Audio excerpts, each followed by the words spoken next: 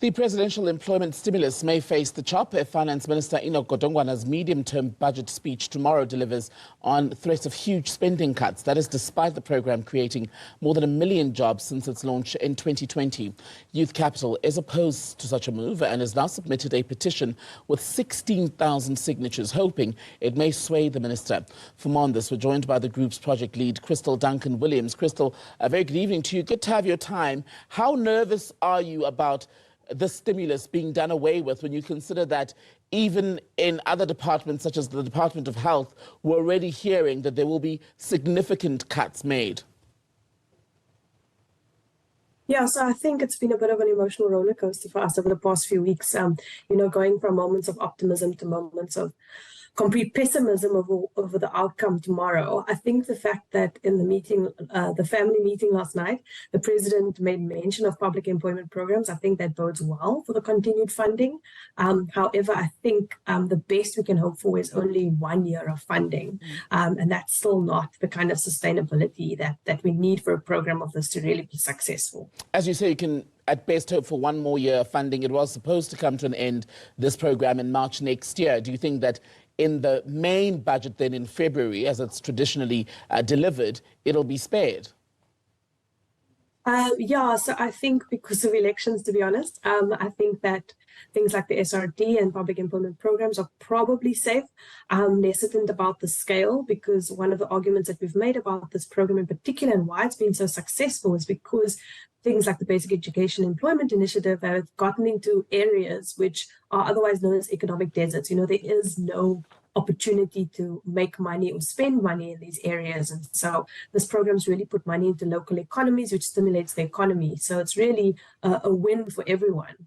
And I'm worried, even if the funding continues, it might not be at the same scale, which means we lose out on the really unique impact and reach of programs like the BEI. And let's talk about its reach. How much of a difference has it made from its introduction during the COVID period, where we know many people were desperate for some form of income, because even if you had informal employment, that was shut down because we had to stay home, or because companies simply could not afford to keep quote unquote non-essential jobs?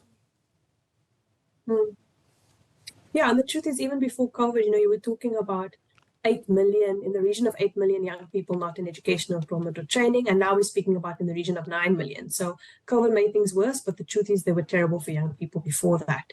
And then we have a program like the Basic Education Employment Initiative, where in every single phase, we are giving over 200,000 young people across practically every public school in the country an opportunity to gain some work experience. Now, other youth development programs will speak of tens of thousands, 10,000 here, 30,000 there, 40,000 used to be an impressive number. This is over 200,000 in every phase.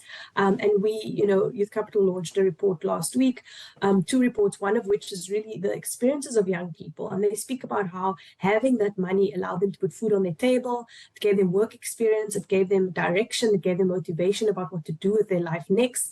It connected them with adults who were willing to be their mentors. And they spent that money back, on food, back in their local economies, or to grow a side hustle or build a side hustle into something, or to save up to go and study further. So these are some of the stories that we've heard about, not to mention the impact it's had in the classroom for learners who now have extra support for reading. And it goes back, doesn't it, the conversation around spending cuts by government to the other worry, of course, the introduction of a permanent basic income grant. Government so far, we know from what has been published, especially in newspaper reporting, that there are those who are in favor, such as the Social Development Minister, Lindiwe Zulu, but Treasury is saying, well, when you look at what's in the coffers, it's unaffordable, unsustainable, even as a stopgap measure that may be extended, let's say, for another year, another 2 years.